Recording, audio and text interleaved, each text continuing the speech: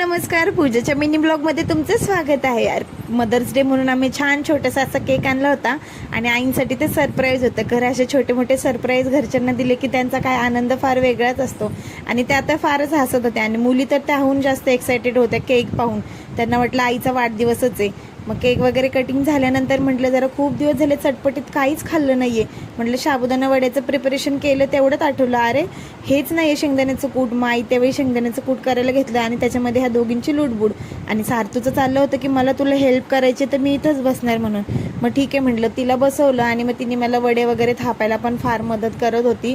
पण हिचा इकडं नुसती तळमळ सुरू होती की मला का घेत नाहीये म्हणून दीदीला का बसवले. मग तिच्याकडनं आम्ही दोघींनी छान असे वडे वगैरे थापून घेतले दोघींनी, मायलेकींनी. आणि मग त्याच्यानंतर मग तेल टाकायची वेळ तर तिला म्हटलं बाई आता खाली उतर, कारण का प्रत्येक गोष्टीचा लाड. पण गॅसजवळ मुलांना मी अजिबात घेत नाही, मुलींना किती जरी हट्ट केला तरी.